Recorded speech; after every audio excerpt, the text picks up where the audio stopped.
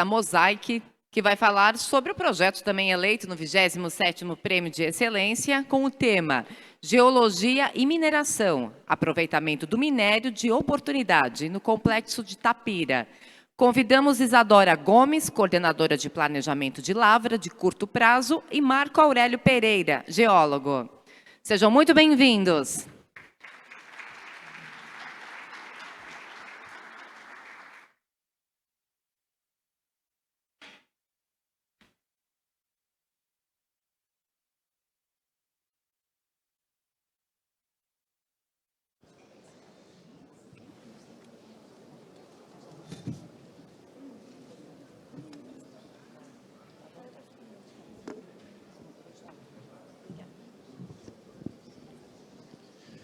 Bom dia a todos. É uma satisfação estar aqui representando a Mosaic nesse grandioso evento. Hoje a gente vai apresentar o trabalho intitulado de Geologia e Mineração, o aproveitamento do minério de oportunidade no Complexo de Tapira. Me apresentar, eu sou Marco Aurélio Sequeto Pereira, eu sou geólogo especialista da área de recursos e reservas do longo prazo, já trabalhei em diversas commodities, diversas empresas. E aqui comigo está a Isadora Rodrigues Gomes, que é geóloga sênior, quando eu mandei o trabalho, hoje ela é coordenadora do curto prazo.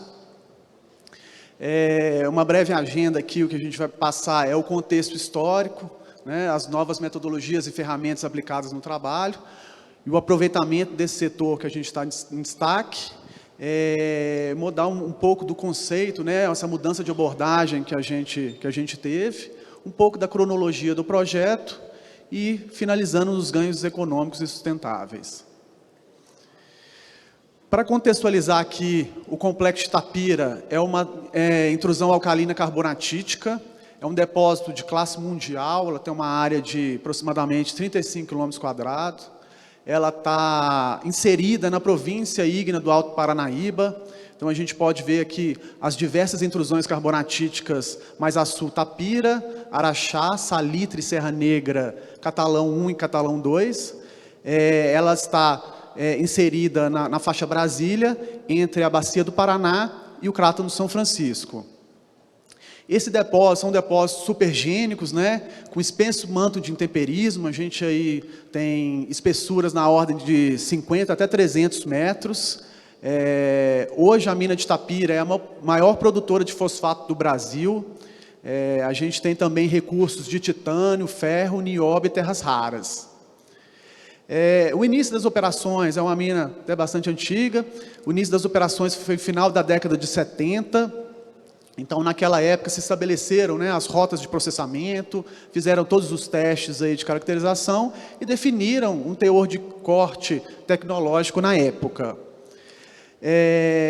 Pesquisas vieram depois, né, no final da década de 90, início do ano 2000, mas na época a gente tinha poucas informações aí de sondagem, não afloram rochas, né, devido a esse espesso manto de temperismo. Então a gente tinha mapas que realmente tinham regiões muito vazias, assim, que a gente não tinha informações.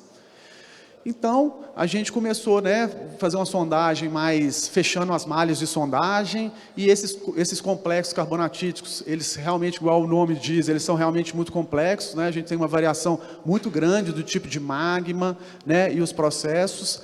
Então, a Mosaic é muito forte realmente na geometalurgia. A gente hoje conta com mais de 30 mil testes de bancada, isso é feito no dia a dia, no curto prazo, né, no longo prazo. Então a gente aplicou novas ferramentas geoquímicas, né, nessa abordagem, como o PCA, o MAP, ferramentas de machine learning supervisionadas, não supervisionadas. E a modelagem também não é uma coisa nova, né, mas assim, da época não tinha isso, então a modelagem em 3D do depósito, e com isso a gente consegue definir quais são os tipos de magma, né, as diferentes intrusões desses magmas, e toda a evolução geológica, né, e os processos que atuaram para a formação desses depósitos. Então, de uma forma bem simplificada, a gente definiu dois grandes setores: o setor mais de borda, que é esse verde, que é o setor silicático, que é o objeto desse trabalho, e o setor carbonatítico, que é mais centralizado e ele é mais complexo, então a gente não tem tempo para detalhá-lo, a gente vai ficar no setor silicático. Então, a gente começou a estudar, fazer uma caracterização mais detalhada, né, dessas rochas. A gente enviou diversas amostras para DRX, MEV, lâminas petrográficas, fizemos a partição dos elementos todos que compõem as rochas, granuloquímica, MLE, WI. Então, a gente definiu aqui 2 grupos grandes principais, que seria o apatita bebedorito, que é uma parte mais cumulática, com apatita e perovskita, e um setor mais evoluído, que seria o diopsídio bebedorito. E nesse setor a gente conseguiu perceber que a gente não tinha ausência dos minerais carbonáticos, né? E esses minerais carbonáticos, eles elevam essa relação que a gente chama de RCP, que é a relação óxido de cálcio, óxido de fósforo. Então, quanto maior esse RCP, a gente tem uma menor recuperação metalúrgica, porque, na verdade, o coletor ele trabalha coletando os minerais de cálcio. Então, se a gente... E principalmente o carbonato, realmente, ele começa a coletar. E não só a apatita, ele coleta também o carbonato. Então, como a gente não tem nesse setor, e a gente usava essa relação, esse material era classificado como estéreo. E quando a gente começou a entender realmente a distribuição do cálcio nos diversos minerais portadores nessas rochas, a gente percebeu que só 1/3 realmente do cálcio que estava na apatita.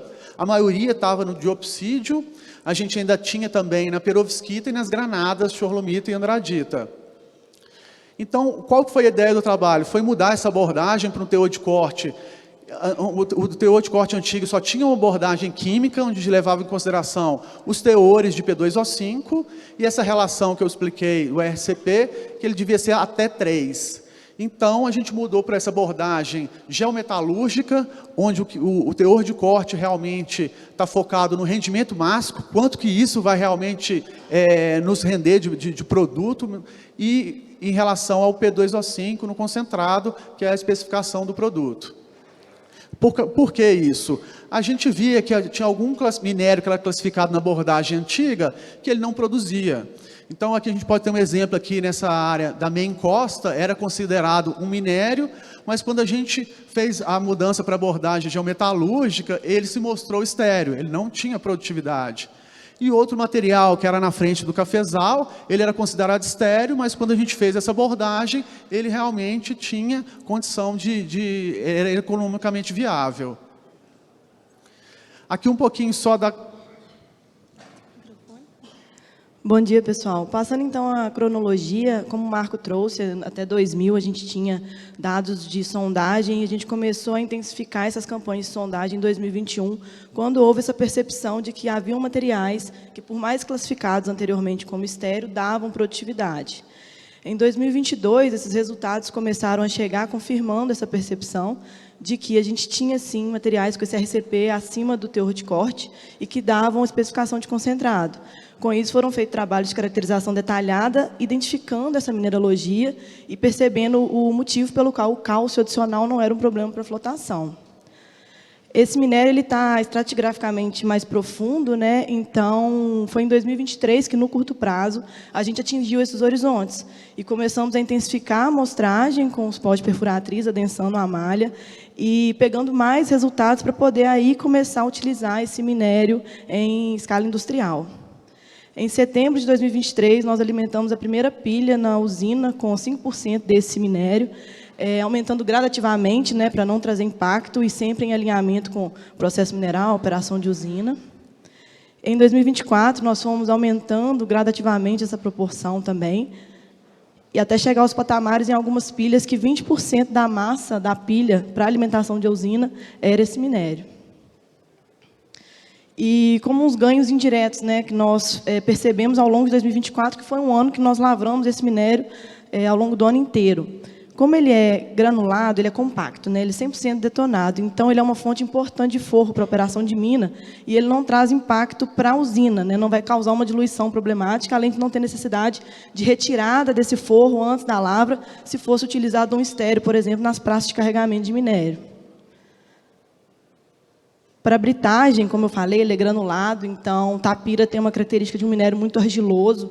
Ele auxiliou na produtividade da britagem para poder passar outros materiais que causariam algum problema. E para a usina, esse minério ele tem uma recuperação metalúrgica alta. Então, para o fator blend, né, o fator minusina que a gente detectava na bancada, a gente confirmou isso em escala industrial. Além disso, também ele reduz alguns contaminantes que são importantes para o processo, que é o ferro no concentrado, percentual de magnetita e percentual de lamas. Nesse minério específico, esses 3 contaminantes são baixos. E a REN, esse minério já está exposto, né? A gente já teve todo o desenvolvimento acima desse material. A partir do momento que a gente incrementa ele na nossa reserva, a gente tem uma redução de REN, porque não tem um estéreo adicional a ser lavrado para poder retirar. E no Life of Mine, né, na vida útil da mina, isso ainda está em análise pela equipe de recurso e reserva. Então, para a gente finalizar, 2024, ao longo de 2024, 13% do minério lavrado e alimentado na usina de Itapira foi esse material, esse minério de oportunidade que a gente chamou. E 2024 também foi o ano em que Itapira teve o recorde de rendimento histórico. Então, ele se mostrou realmente produtivo e eficiente no blend para a usina. É isso.